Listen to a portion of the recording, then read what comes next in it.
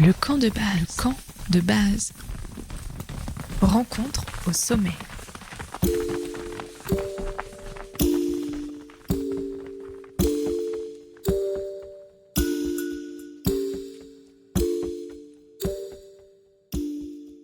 Bienvenue dans la saison 3 du camp de base, l'émission des rencontres au sommet. Chaque semaine, je vous invite à découvrir une nouvelle facette de la montagne dans une conversation avec une personnalité. Ensemble, on contemple les grands espaces et on se raconte des histoires. Dans un monde en pleine mutation, dans lequel les hommes sont la principale force de changement sur Terre, surpassant les forces géophysiques et dans le contexte de changement climatique, à quoi ressemblera la montagne de demain ? Et quels sont les changements souhaitables ? Ensemble, on rêve la montagne et on s'y promène. Le camp de base, rencontre au sommet, est disponible en podcast tous les lundis dès 5h du matin sur les plateformes. Et si vous aimez le podcast, n'hésitez pas à me soutenir sur la plateforme Patreon. Le lien est en description du podcast et sur le site internet www.campdebase-podcast.com. N'avez-vous jamais pensé à vous investir dans les groupes de la FFCAM, la Fédération française des clubs alpins de montagne ? La FFCAM, qu'on appelait anciennement le Club alpin français, existe depuis le 2 avril 1874 et c'est l'une des plus anciennes associations consacrées à la pratique et à la connaissance de la montagne. Aujourd'hui, je reçois Grégoire Létienne et François Turpin. Le premier est guide de haute montagne et investi dans la formation des participants du Gavi 74, groupe alpiniste vers l'initiateur. Le deuxième est engagé à la FFCAM et participant du Gavi 74 numéro 3. Ensemble, on discute de cette formation de 2 ans à la montagne et de pourquoi on grimpe, finalement, vers les sommets. Se former à l'alpinisme au Gavi 74, c'est l'épisode 53 du camp de base et ça commence dès maintenant. Bonne écoute. Bonjour Grégoire. Bonjour Émilie. Bonjour François. Salut Émilie. Et merci beaucoup d'être les invités du camp de base aujourd'hui. Alors on va parler du Gavi, même si toi Grégoire, on t'avait déjà eu dans un épisode à l'occasion des rencontres ciné-montagne pour présenter le film Pizzalpes. Un tout petit aparté, quelle a été la retombée de ce film presque 2 ans après les dernières rencontres ciné-montagne ? Et du coup, on a présenté le film dans d'autres festivals de films de montagne. Et les retombées, pour être honnête, il n'y a pas beaucoup de retombées, à part le fait que ça a donné envie à d'autres personnes de partir faire des voyages qui considèrent l'aspect planétaire, on va dire. Donc des voyages low énergie. Et du coup, ça fait quand même plaisir parce que le but du film, c'était quand même de donner envie aux autres de partir. Ok, trop bien. On rappelle, c'est le film Pizzalpes et on mettra dans la description du lien du podcast toutes les informations pour retrouver l'épisode. Alors, comme je l'ai dit tout à l'heure, aujourd'hui, on va parler du Gavi. Qu'est-ce que c'est le Gavi ? Alors le Gavi, ça va être le groupe alpinisme vers l'initiateur. Et donc c'est une proposition qui a été faite par le comité Haute-Savoie, comité 74 de la FFCAM, du CAF, anciennement du CAF, ou Club Alpin Français. Et donc ils avaient fait une sélection. Et en fait, il y avait beaucoup de gens qui s'étaient retrouvés un peu sur le tas à la fin de cette sélection. Et ils avaient trouvé ça dommage de voir toutes ces bonnes âmes motivées. Et à la suite de ça, ils avaient décidé de créer des groupes supplémentaires, dont ce Gavi, qui permet en fait à des gens de clubs investis de se former pour ensuite, au bout de 2 ans, être autonome en montagne et ensuite aussi de passer l'initiateur alpinisme pour ensuite devenir d'autres personnes qui emmèneront des débutants en haute montagne. D'ailleurs, ce groupe est rendu possible par l'intervention de plusieurs personnes. D'abord, les personnes du comité départemental Haute-Savoie de la FFCAM qui nous soutiennent et qui ont permis la création de ce groupe. Et le coordinateur de notre groupe, Pierre Olivier, qui suit toute cette formation, sa gestion, etc. Donc, on remercie toutes ces personnes bien chaleureusement pour le suivi de ce groupe. Donc toi, Grégoire, tu es l'un des 2 guides qui encadre le Gavi. Qui est ton partenaire ? Donc, on est 2 guides à se répartir. Donc, il y a 10 journées par an. Et le Gavi, c'est pendant 2 ans, donc il y a 20 journées à se répartir avec l'autre guide. Et l'autre guide, donc, s'appelle Benjamin Soufflot. Et pour l'anecdote, c'est un copain de promotion, de la même promo que moi, quand on est sorti de l'école des guides. J'aime ça. C'est ça. Pourquoi est-ce que vous avez eu envie justement de vous investir dans ce Gavi? Qu'est-ce qui est peut-être intéressant en tant que guide dans cette mission? Je me prononcerai pas pour Benjamin, mais quand j'étais jeune, j'ai fait partie d'équipe. Alors, c'était de l'autre côté, du côté de la FFME, Fédération française de montagne et d'escalade. Et en fait, j'ai pu faire de la montagne, j'ai pu apprendre la montagne en étant dans une équipe jeune. Et en gros, je me suis un peu toujours senti redevable d'encadrer des groupes et d'encadrer ces jeunes pour qu'ils accèdent à l'apprentissage de la haute montagne. Et donc ça, c'est le premier aspect. Et accessoirement aussi, c'est pour varier aussi un peu le métier de guide, à savoir aussi faire de la formation. C'est un autre aspect du métier de guide. Pour l'INSEE, on est des enseignants de disciplines sportives pour information. Et du coup, ça fait partie de notre travail d'enseigner la haute montagne à d'autres personnes. François, toi, tu es celui qui m'a contacté sur Instagram dans le cadre du coup de cette émission du Canvas, mais tu es aussi participant à ce Gavi. C'est quoi ta pratique de la montagne en dehors de ce groupe? Ouais, alors je pense on est deux à t'avoir contacté en parallèle. Il y a moi et Steven, un autre participant sans vraiment se concerter. Moi, ma pratique de la montagne, en fait, je suis arrivé dans la région pour des raisons professionnelles, comme beaucoup, je pense, en 2020, tout juste après le Covid.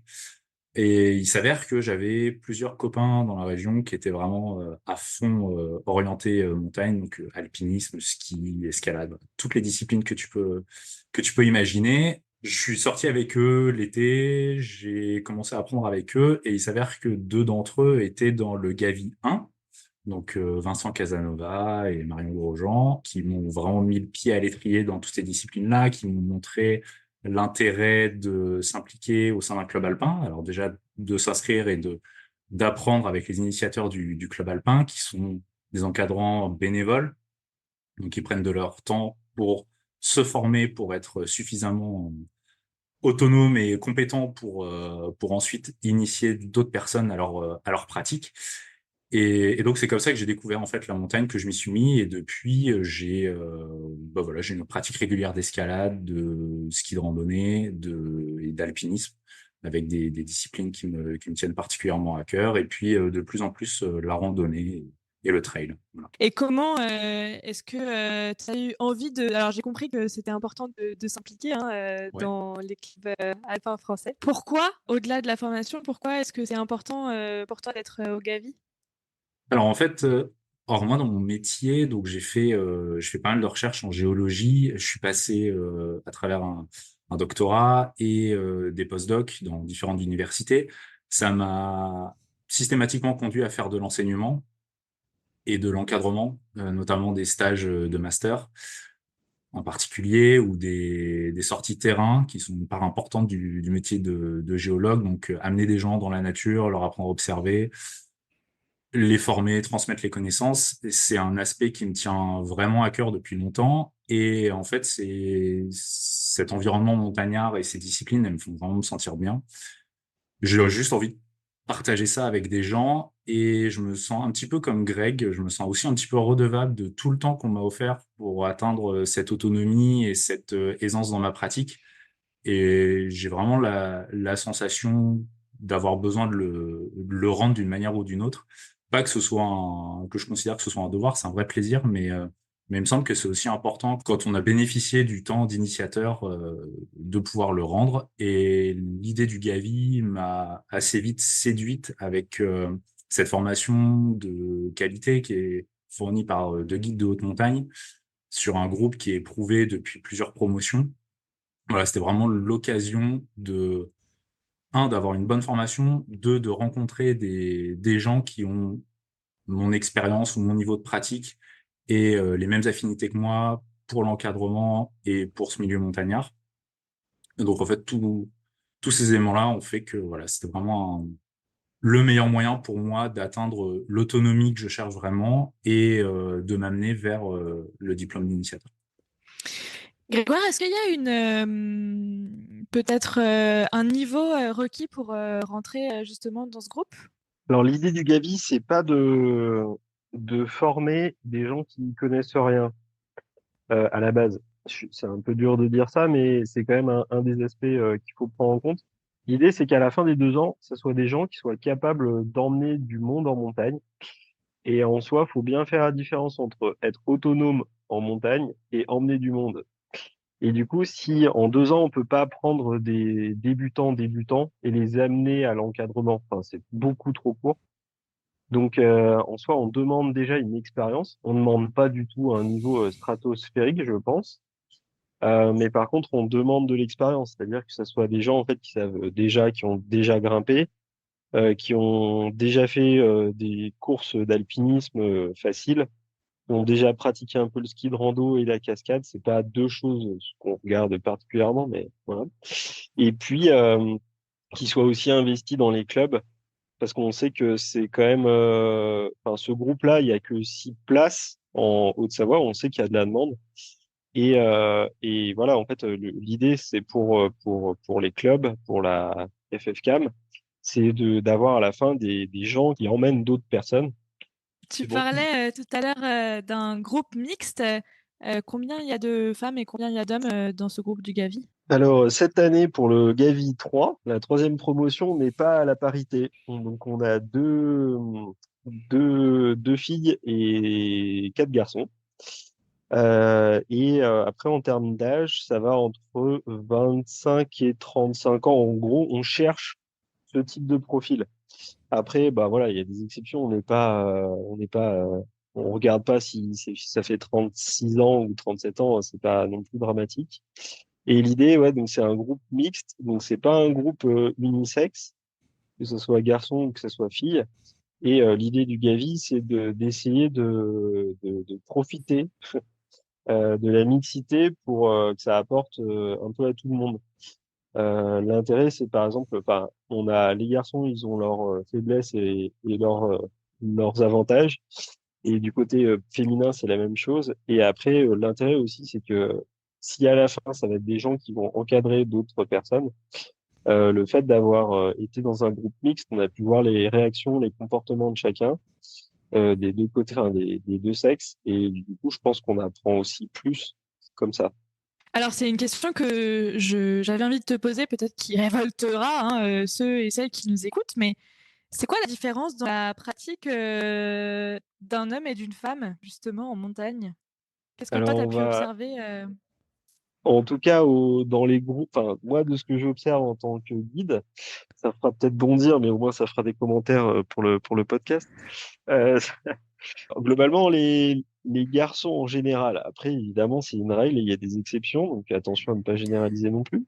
Mais les garçons, souvent, ça part disons que ça va peut-être un peu écouter d'une oreille, mais pas des deux oreilles. Ça va y aller un peu tambour battant, sans trop réfléchir. J'exagère, mais c'est un peu ça. Alors que du côté féminin, ça va hyper bien écouter. Mais par contre, quand il va falloir y aller, ça va pas croire en soi et ça veut dire, j'en suis pas capable. Donc c'est un peu ça les deux comportements. Et c'est pour ça que c'est intéressant en fait d'avoir la mixité parce que après quand on encadre, et bah souvent en fait j'exagère mais le garçon va vouloir y aller pour avec le comment dire la testostérone masculine qui influe. Et de l'autre côté, côté féminin, en fait, ça va être beaucoup sur la retenue. Donc ça a des avantages et des inconvénients dans les deux sens. Et justement, moi, la question que je me pose, c'est que est-ce que à l'ENSA, vous vous êtes préparé à avoir des clients, qu'ils soient masculins ou féminins?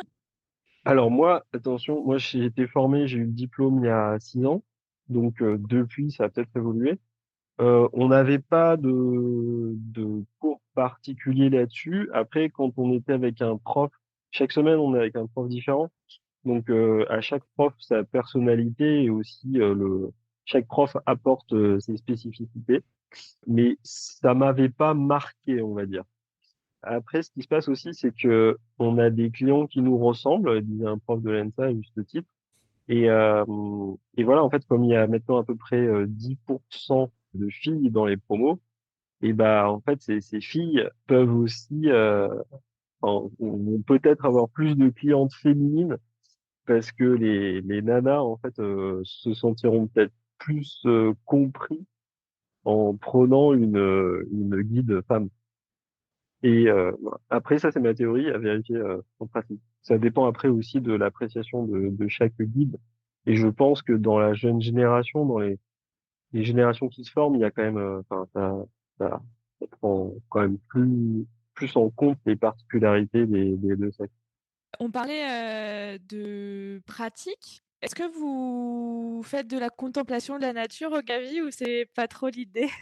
Peut-être François, de ton expérience de participant? Alors en fait, il s'avère qu'on est pour atteindre la qualification qui nous permet d'encadrer au sein des clubs alpins, on va avoir l'obligation d'accéder donc à un certain niveau technique et d'autonomie dans différentes disciplines. Et on a des formations en plus à passer, en particulier sur la formation avalanche. Donc pour les connaisseurs des formations FFCAM qui écoutent ton podcast, c'est le NA2 qui est obligatoire, le neige avalanche de niveau 2. On va avoir aussi cartographie et orientation de niveau 2. Donc l'idée, c'est d'avoir cette capacité à observer le terrain, à prendre la décision en fonction des observations sur le terrain, en fonction de la météo des jours, des semaines, des mois précédents, peu importe. Euh, donc on a tout cet aspect qui est pris en compte au sein de la formation. Donc on a eu par exemple un week-end de NA2 avec notre guide, notre autre guide, Benjamin, qui nous a fait cette formation-là. On a également passé la cartographie et l'orientation. Après, sur les week-ends d'encadrement pur dédiés à une pratique particulière, que ce soit les fondamentaux rochers ou la cascade de glace, par exemple, on n'a pas beaucoup le temps d'observer. L'idée, c'est quand même d'être efficace dans les manips, dans la gestion de la course et d'avancer. Je pense que Greg ne me contredira pas là-dessus.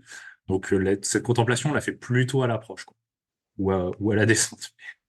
Mais globalement, pendant la course, on essaie vraiment d'être efficace justement pour gagner en efficacité sur les manips et sur la gestion de la course. Comment, Grégoire, est-ce que vous répartissez là sur les 20 séances du Gavi? C'est quoi le programme pour qu'on se rende compte un peu de peut-être ce que ça demande? Alors, l'idée, c'est d'avoir le calque de la FFCAM et après de mettre notre touche, entre guillemets, personnelle du métier de guide dessus, on va dire. Donc, au sein de la FFCAM, donc, comme on a pu comprendre, il y a des formations qui existent. Donc, quand on est au Gavi, en fait, on fait les formations, l'intérêt du Gavi. En 2 ans, en gros, on va être sûr de faire un peu plein de formations de la FFCAM. Les dates sont déjà disponibles et on sait pendant 2 ans, en fait, on va avoir un cursus condensé qui va nous amener ensuite vers l'initiateur. Donc ça, c'est pour comment ça, c'est à peu près au niveau de la FFCAM. Après, nous, personnellement, en tout cas, moi, ce que j'essaye d'apporter, en fait, aux participants du Gavi, là, bah, c'est d'arriver à faire de la montagne telle que moi, entre guillemets, je la considère. Donc, je pense qu'aujourd'hui, c'est un peu mon point de vue, mais qu'il y a beaucoup de choses à faire en rocher. Donc, globalement, socialement, on considère que la montagne, c'est beaucoup de la neige et de la glace, mais en s'y intéressant de plus près, en fait, il y a beaucoup de rochers. Donc, en gros, la formation va être quand même très axée sur faire de la course d'arête. C'est là-dessus, en fait, il y a beaucoup de choses à apprendre et ça demande beaucoup d'expérience et c'est assez compliqué à maîtriser. Donc, il y a évidemment, on va apprendre à s'encorder sur un glacier, à lire un glacier. On a compris qu'il y avait une partie aussi neige et avalanche. On a fait un week-end aussi cascade de glace. Mais le gros de la formation, en tout cas, en termes de nombre de journées, ça va beaucoup être concentré en fait sur l'été et sur ces fameuses courses d'arête ou ce qu'on peut appeler rocher haute montagne. Voilà. On va aussi faire de la grande voie, que ce soit de la grande voie équipée ou non équipée. au CAF, ils ont des initiateurs, je crois, grande voie. C'est pas non plus de faire un initiateur grande voie, c'est un initiateur alpinisme. Donc, voilà, ça correspond à l'alpinisme tel qu'il est, quoi. François, toi, t'es géomorphologue, c'est ça? Je suis géologue. Géologue. Ok. Ouais, c'est un petit débat, mais on fait, globalement, on fait un métier assez similaire. L'idée, c'est là de discuter un peu de, bah, finalement, vous faites un initiateur en alpinisme. La montagne, elle change. Il y a de moins en moins de neige. Le changement climatique, c'est un changement qui est réel. Est-ce que vous pouvez me raconter, Grégoire et François, les changements que vous avez vus dans votre pratique ces dernières années, que ce soit toi, du coup, Grégoire, et là c'est intéressant, à un niveau professionnel, et toi, François, à un niveau peut-être un peu plus amateur, pour comprendre peut-être quel est aussi l'enjeu de cette formation. Donc, je suis assez sensible sur le sujet. Ce qui se passe, c'est que le réchauffement climatique, c'est 2 fois plus rapide en haute montagne que sur le reste de la planète. C'est bien de le rappeler. Et du coup, ce qu'on perçoit, on perçoit beaucoup de choses. Si on résume, c'est que ça va vite et que ça s'accélère de plus en plus. Socialement, on n'a pas l'impression qu'il se passe, entre guillemets, autant de choses, dans le sens où je pense que tant qu'il n'y a pas d'écroulement, d'éboulement massif de grosses montagnes, ça choque pas trop l'opinion. Donc, en fait, on a l'impression que ça se passe pas si mal. Il y a des écroulements, il y a des éboulements de plus en plus. Ça, le géomorphologue Ludovic Ravanel pourra vous en dire plus. Et ça, c'est complètement corrélé en fait avec la hausse des températures. Donc, juste pour rappeler, hein, si c'est 2 fois plus rapide en haute montagne, c'est-à-dire que si on a un réchauffement à 2 degrés, en haute montagne, on prend 4 degrés de réchauffement. Et après, ce qu'on voit, en fait, c'est au niveau des glaciers, c'est clair, net. On voit vraiment les glaciers qui disparaissent.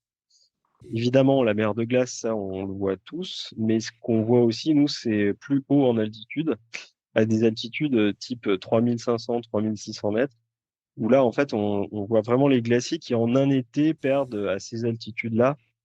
Enfin, moi, j'ai l'impression, en tout cas, sur l'été dernier, du coup, au Skyway, c'est-à-dire le pendant de l'aiguille du Midi côté italien, ils ont perdu à peu près 3 à 4 mètres d'épaisseur.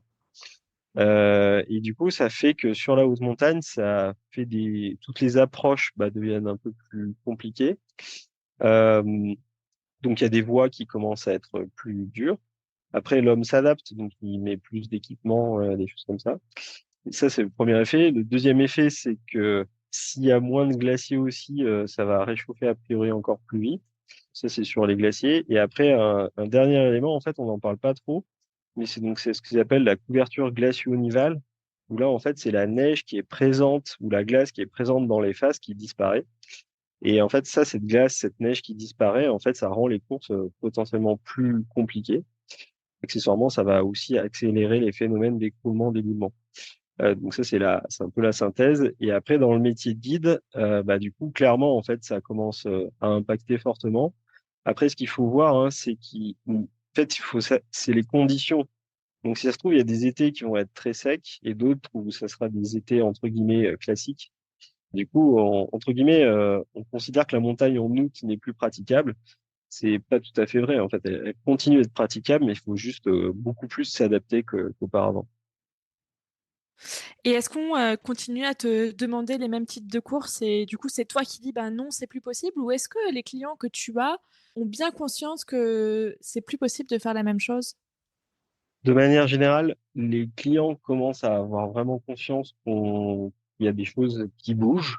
Je prends l'exemple du Mont Blanc, en tout cas, sur les demandes qu'on peut recevoir. C'est assez marrant, mais en fait, on commence vraiment à avoir des demandes en juin. Les gens veulent faire le Mont Blanc en juin. Ils y connaissent souvent, des fois, ils connaissent quand même pas enfin, c'est des novices en haute montagne. Et ils demandent directement des dates en juin. Donc, clairement, en fait, même entre guillemets, le novice s'adapte ou en tout cas demande des dates parce qu'il se dit qu'avec le réchauffement climatique, par la suite, ça va pas marcher, quoi. Nous, en tant que guide, je pense qu'on a un vrai travail de pédagogie à apporter et à expliquer en fait aux clients. et ne plus, entre guillemets, ne plus proposer une course en particulier, mais de dire on va faire de l'alpinisme et on s'adaptera aux conditions. C'est ce qu'on faisait avant, mais c'est encore plus vrai maintenant, je crois. Mmh. Et toi, François, comment est-ce que, ta pratique, elle a évolué à partir du moment où justement tu es arrivé sur, le territoire là, de montagne? Parce que tu m'as dit au début de l'épisode que, tu étais pas forcément de Haute-Savoie. Est-ce que tu as déjà vu des changements sur le temps court? Et comment est-ce que justement tu vois, voilà, cette pratique vers l'initiateur pour, la suite, et ton encadrement futur, en fait? Eh bien, c'est une bonne question. En fait, donc moi, j'ai un regard qui est assez récent, en fait, hein, sur cet environnement-là, en tout cas, dans une pratique de montagne, pas sur une pratique professionnelle de géologie, disons. Donc, moi, je suis arrivé en 2020, je suis allé à la mer de glace, comme tout le monde. J'ai déjà été choqué en 2020 par ce à quoi elle ressemblait, et je suis d'autant plus choqué maintenant quand j'y retourne à travers les sorties que je fais, ou les courses que je vais faire, de voir à quel point elle a encore diminué, alors que c'était à une échelle, enfin, c'est une échelle de temps qui est absolument ridicule, hein. On a des pertes qui sont absolument colossales tous les étés, et ça, effectivement, comme le disait Greg, Ludovic Ravanel l'a vraiment bien documenté.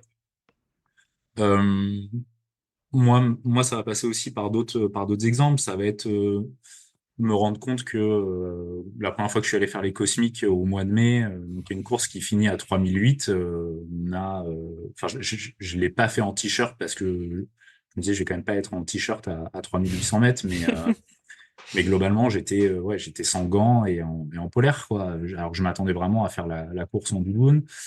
Euh, c'est aussi voir que on a des éboulements justement sur cette course des cosmiques qui arrivent de plus en plus tôt et qui sont assez majeurs. Ça va être voir que l'aiguille de Toul début février, il y a 2 ans, était complètement sèche. C'est-à-dire que c'est un itinéraire, c'était de la marche sur un gros cairn en fait, et pas une face complètement enneigée comme c'était censé l'être au mois de février, c'est-à-dire une grande pente de neige. Euh, Ça va être aussi voir en se baladant sur la mer de glace aussi les effondrements dès le mois de mai qui arrivent à partir de 13h quand le soleil chauffe, hein. C'est plein d'exemples comme ça. En fait, j'ai l'impression que ce qu'on nous a beaucoup dit avant, ce que j'entendais chez des initiateurs qui ont un peu plus d'expérience, qui sortent depuis un peu plus longtemps, et ce qu'on peut entendre dans les médias, etc. En fait, on se rend compte que depuis les quelques dernières années, il y a un changement de paradigme complet. Je pense qu'on le voit aussi en ski de rando, où on se posait peut-être un petit peu moins la question avant de savoir si ça allait passer ou pas, si ça allait être Mmh. enneigé ou pas. On le voit très bien dans la cascade de glace. C'est une discipline que j'affectionne particulièrement. L'année dernière, j'ai eu la chance d'en faire pas mal. Et cette année, à part le week-end Gavi qu'on a fait ensemble, j'ai pas eu l'occasion d'aller en faire. Donc voilà, je pense qu'il y a un ajustement qui se fait. Alors moi, c'est pas vraiment un ajustement, c'est juste que je m'habitue à ces conditions parce que c'est ce que je découvre en fait. Maintenant, voilà, j'ai l'impression que l'adaptation, elle se fait plutôt chez les personnes qui pratiquent depuis un petit peu plus longtemps et qui voient effectivement l'évolution de manière assez drastique, ouais. Mmh. J'ai envie de vous poser une question un peu de l'intime de la montagne, donc vous me répondrez si vous voulez ou pas. J'ai la sensation que sur nos territoires de montagne, il y a un peu 2 groupes, qui se font face, 2 groupes humains qui sont les personnes qui disent que, économiquement, en fait, on va pas se nourrir, de l'air et que de toute façon le tourisme et le ski, c'est, une économie, et il ne peut rien avoir d'autre. Et puis il y a d'autres gens qui rêvent, notamment des collectifs citoyens. J'ai envie de vous poser cette question de l'intime de: c'est quoi votre rêve pour la montagne de demain? Avec, les changements qui s'opèrent, maintenant. Je ne sais pas si ma question est très compréhensible, ou pas? Je crois la comprendre. C'est pas vraiment de l'intime, ça va être plutôt, enfin, ça sera de l'intime et du professionnel. Quand on est amateur, on voit la montagne qui change et on trouve ça dommage, alarmant, etc. Quand on vit de ça, c'est un peu plus fort. Personnellement, je trouve ça encore beaucoup plus fort. c'est de voir en fait si on peut dire, c'est notre outil de travail qui se dégrade. C'est ce que je dis en tout cas un peu aux clients que j'ai, etc. C'est on a notre outil de travail qui se dégrade et on est dans les premiers métiers à être touchés directement par le réchauffement climatique. Je dis les premiers parce que je pense que ça va suivre derrière et en fait en nombre. Donc de voir en fait son métier qui se fissure, ça fait mal au cœur. En hiver, de voir qu'il n'y a pas de neige, de voir qu'il fait 15 degrés à 2500 mètres ou des choses comme ça, enfin, moi, ça me brûle un peu le cerveau par moment. Après, ce que je pense, c'est que on fait de la montagne pour la découverte d'un univers différent, pour le dépassement de soi et l'aventure. Je pense que quoi qu'il arrive, la montagne, même s'il n'y a plus de glaciers, il n'y a plus de neige, on arrivera à faire des choses encore. Donc, je garde espoir sur mon métier, malgré le fait que par moment, en fait, ça fait très mal de voir cette montagne qui change et qui sera différente. Par tous les plaisirs qu'elle peut nous offrir aujourd'hui, de se dire que ça sera différent par la suite et qui seront peut-être beaucoup moins puissants, ces plaisirs. Ça fait un peu mal, mais néanmoins, je pense que l'âme même du montagnard, on pourra quand même continuer à la combler, quoi. François, toi, tu rêves de quoi pour la montagne de demain? De quoi rêve le géologue et le pratiquant de la montagne du Gavi? Ben, le géologue, il rêve évidemment à ce que la montagne et tout le milieu naturel, en fait, hein, soit le plus préservé possible.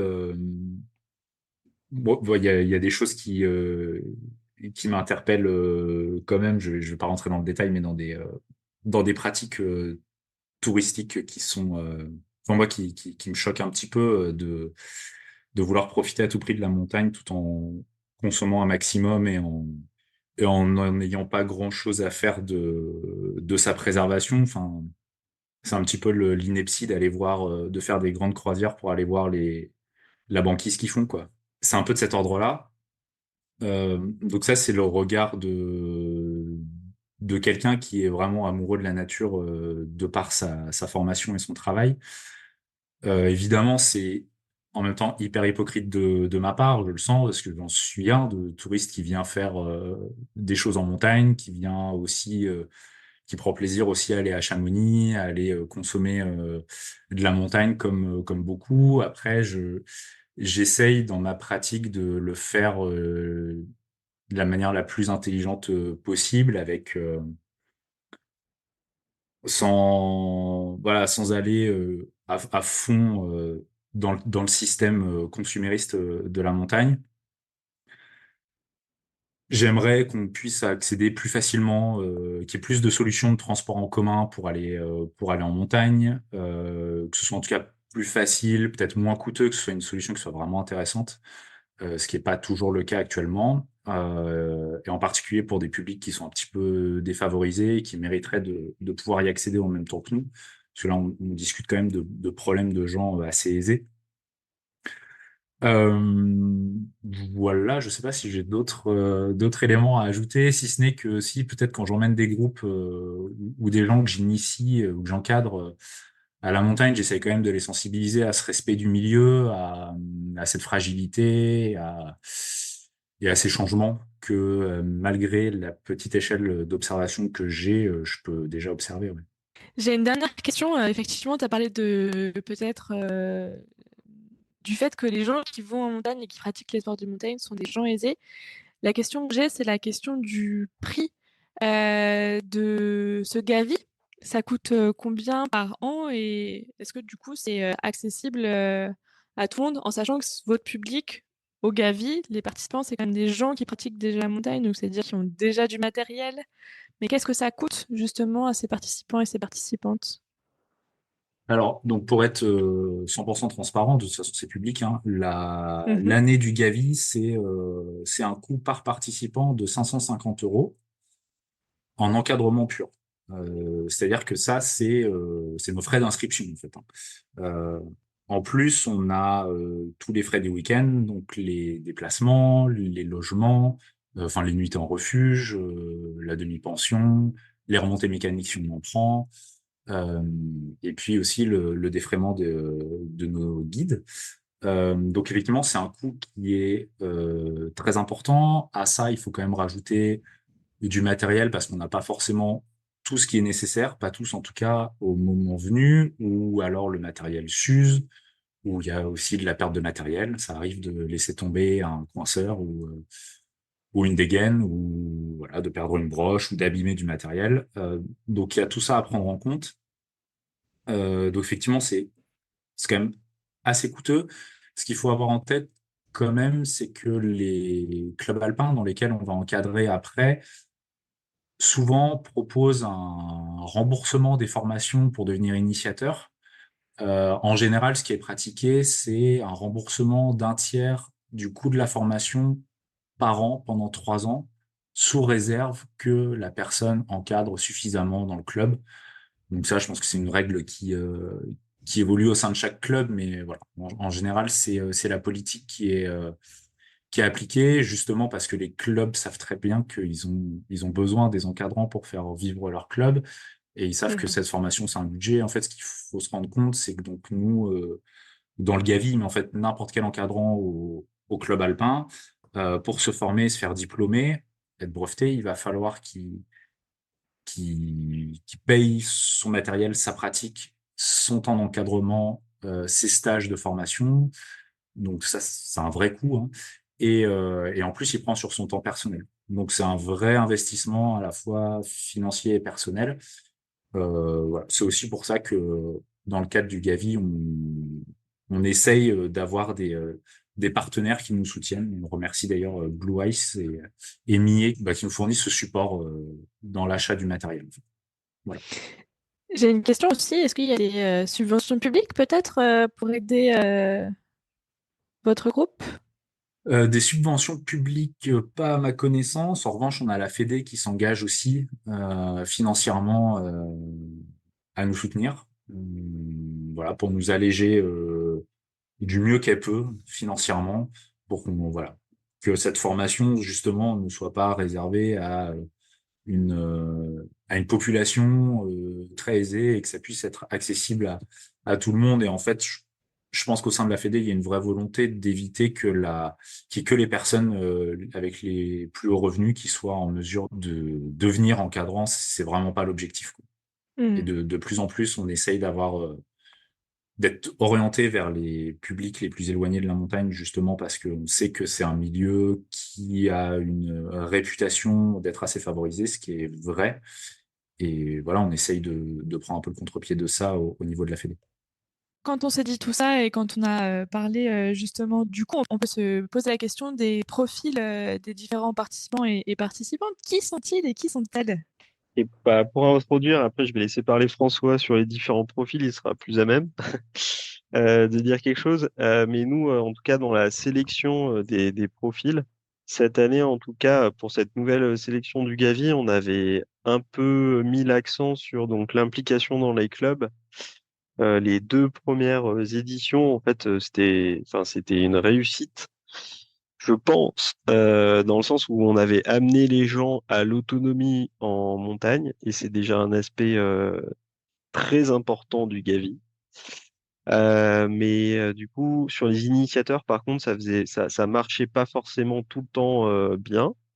Et donc cette année, on a essayé de prendre des profils qui étaient déjà bien impliqués dans les clubs, aussi pour entre guillemets remercier ces gens qui s'investissent dans les clubs et qui passent entre guillemets prioritaires pour cette sélection de Gavi. J'en ai profité pour faire un petit bilan, en tout cas des profils professionnels des personnes dans le Gavi cette année, dans cette promotion. Sachant que vous pouvez retrouver ça sur les réseaux sociaux aussi. On a donc une traductrice, on a une ingénieure qualité, un architecte, un artisan, un dessinateur projeteur, et puis donc moi, comme vous l'avez compris, un géologue donc, qui a fait un peu de recherche. Enfin voilà, donc on a des profils socio-professionnels assez variés. Et en termes d'investissement dans les clubs, c'est pareil, c'est assez varié, hein. On a des profils de gens qui vont être encadrants en course à pied, on va avoir des gens qui vont être investis au niveau de l'escalade, donc des responsables de section dans leur club, des membres de comité directeur. Moi, personnellement, je suis vice-président et on a aussi le président du CAF au Chablais. On a des gens qui vont être investis dans des groupes de ski de randonnée, dans des groupes d'alpinisme déjà. Voilà, donc on a un petit peu tout le panel possible de gens qu'on retrouve dans les clubs alpins de la Haute-Savoie, à la fois en termes de pratique et d'investissement, et à la fois en termes socio-professionnels, en fait. Et si je pouvais rajouter un mot, en fait, c'est à tous les auditeurs, si bah du coup le Gavi, en fait, ça va peut-être en intéresser certains. Et si je dis pas de bêtises, en tout cas, le comité 74 propose d'autres groupes qui sont plus cette fois-ci sur une année pour se former en fait à la montagne aussi. Et c'est une autre façon de mettre le pied à l'étrier pour se former en montagne. Et je sais que les demandes de ce point de vue-là sont nombreuses. Et en tout cas, je pense que si le comité en fait reçoit de la demande, en tout cas, ça permettra aussi de voir le besoin qui existe et de proposer plus de choses. Faisant partie du comité départemental, effectivement, on peut voir ces groupes-là émerger, et ces groupes qui ont commencé par des groupes de formation en alpinisme, ils s'étendent aussi maintenant à d'autres disciplines, en ski de randonnée, en cascade de glace cette année. Voilà, donc plus il y a de demandes, plus il y a de groupes créés. Donc n'hésitez vraiment pas à venir vous former. Et puis, si je peux me permettre d'ajouter quelque chose sur un événement qui forme à l'alpinisme, Bien tu, sûr, tu me dis. je t'en Donc, prie.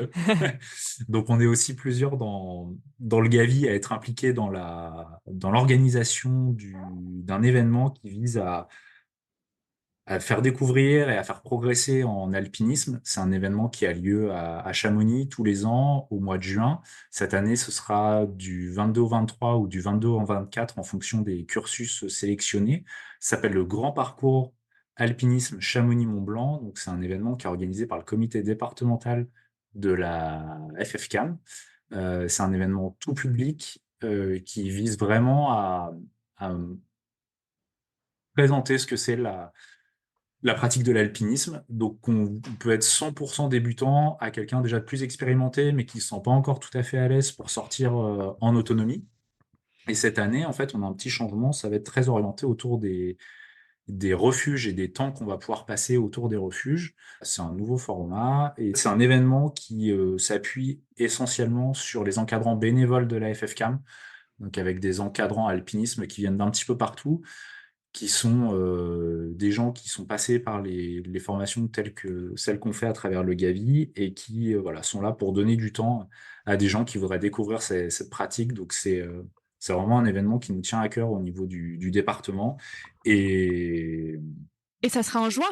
et ce sera en juin. Donc on vous invite à suivre tout ça aussi. Ouais, on en parlera sur le camp de base, au moins sur l'Instagram, et peut-être même qu'on aura le plaisir de te revoir, François, dans ce cadre-là.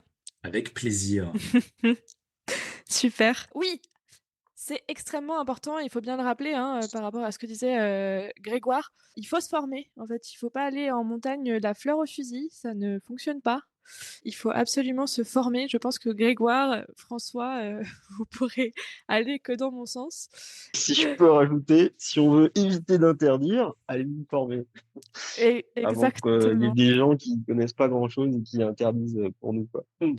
Exactement. C'est beaucoup trop important et ça sauve des vies malgré tout, même si la montagne fait quand même garde la main sur ce qu'elle fait de nous. Il y a quand même des risques qu'on peut éviter. Oui. C'était le petit mot. J'ai l'impression d'avoir 90 ans, mais je crois que c'est important de leur dire. Je pense que c'est hyper, hyper C'est important. essentiel, et venez vous former dans les clubs alpins. Ouais. Ouais, je prêche pour ma Et paroisse. Et partout ailleurs, hein, par ailleurs, Bien il y a, sûr, il y bien a sûr. plein, plein, plein d'événements. Il y a plein d'événements qui sont hyper chouettes pour se former. Et en plus, on rencontre des gens et c'est trop cool. ouais, ne cédez pas aux sirènes du marketing qui veut tout vous faire acheter. Prenez un peu d'argent pour la mettre dans la formation. pour aller dans ce sens-là, j'ai l'impression quand même que depuis quelques années, il y a une explosion de ces groupes de formation et je trouve que c'est un point qui est hyper positif, quoi. Je sais pas ce que tu en penses, Greg, si c'est un effet de loupe que j'ai depuis que je suis dans le système ou si c'est une réalité, mais j'ai l'impression que la Non, demande de clairement. formation, elle explose, en fait. Et c'est très Oui, c'est chouette. clair. Carrément. Ouais, c'est clair. Non, c'est sûr et certain. Ouais. Ça, je le vois et il y a du boulot derrière. Faut que ça suive derrière, par contre. C'est ça le problème. Ouais. Ça veut dire quoi? Il faut que ça suive derrière? Faut que ça suive, c'est-à-dire que les formations, là, on va rentrer sur quelque chose qui est sujet à débat, mais c'est des formations, entre guillemets, qui soient de qualité et Mhm. reconnues. Mhm. Parce que on peut mettre des acteurs privés, mais ça peut faire voilà, un peu être la catastrophe. Et après, il peut y avoir des formations aussi pas chères, mais qui sont un peu rocambolesques Et et, superficielle. et superficielles. Et en fait, on peut vite croire qu'on sait pas mal de choses.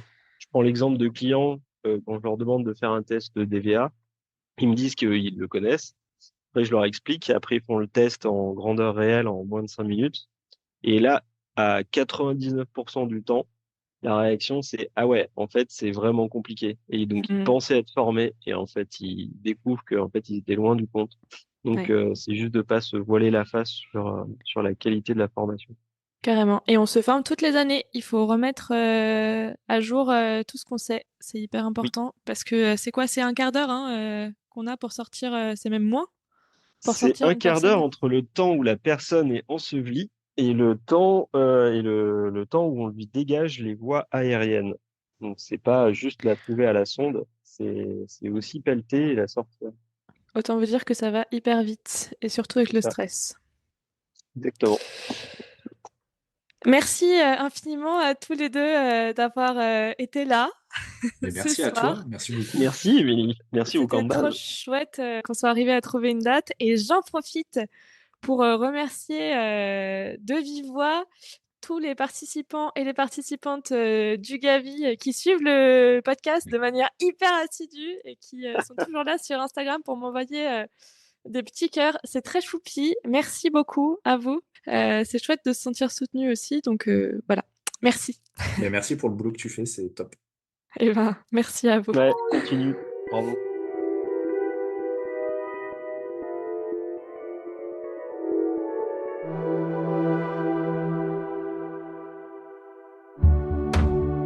Merci beaucoup d'avoir écouté l'épisode jusqu'à la fin. Si vous l'avez aimé, n'hésitez pas à lui donner 5 étoiles et à m'écrire un mot d'amour sur Apple Podcast.